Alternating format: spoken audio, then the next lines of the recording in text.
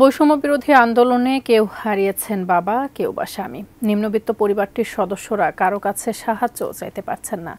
এমন পরিবারগুলোর পাশে দাঁড়ানোর আহ্বান জানিয়ে বিএনপি নেতা রুহুল কবির রিজভী বলছেন, পরাজিত স্বৈরাচারী শাসক যেন মাথাচাড়া দিয়ে না উঠতে পারে সে ব্যাপারে সকলকে সতর্ক থাকতে হবে। মাতুয়াইলের এক কামরা ভাড়া বাড়িতে ছোট্ট সংসার নুরু ব্যাপারীর। ট্রাক ড্রাইভার নুরু বৈষম্য বিরোধী আন্দোলনের সময় গ্যারেজে কাজ করছিলেন। কারফিউ শিথিলের মধ্যে ঘরে ফিরতে চাইছিলেন।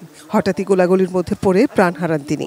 যখন এই গোলাগুলি শুরু হয়েছে তখন একজন এক দিকে দৌড় দিয়েছে। সে যেদিকে দৌড় দিয়েছে গুলিটা ঠিক ওই দিক থেকে এসে একবার ডাইরেক্ট বরাবর এই জায়গার ভিতরে লাগছে। আমার যে একটা ছেলে আর ওই যে একটা মেয়ে, এই আর উনি হয়েছে ইনকাম করতেন, উপার্জন করতেন, এছাড়া আমার সাপোর্ট দেওয়ার কেউ নাই। মাতুয়াইলের নুরু ব্যাপারীর মতো ইমন ও বাবু শ্রমজীবী সাধারণ মানুষ। আন্দোলনের ডামাডোলে জীবন হারিয়েছেন। তাকে হারিয়ে পুরো পরিবার পথে বসেছে।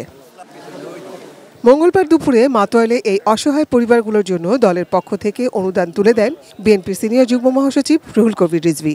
এলো ভিশন মুশকিল আসান অফার। যে কোনো ব্র্যান্ডের পুরনো ফ্রিজ নিয়ে চলে আসুন ভিশন শোরুমে আর নিয়ে যান নতুন ভিশন ফ্রিজ 20% পর্যন্ত ছাড়। ইমন, বাবু, নুরু ব্যাপারীরা এই দেশের মানুষ। শেখ হাসিনা, আপনিও তো এই দেশের মানুষ।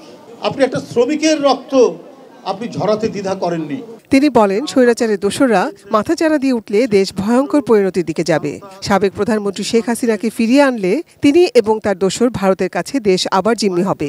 অন্তর্বর্তীকালীন সরকারের প্রতি সবার আস্থা রয়েছে জানিয়ে সকল নিয়োগে স্বচ্ছতা নিশ্চিতেরও আহ্বান জানান রুহুল কবির রিজভী।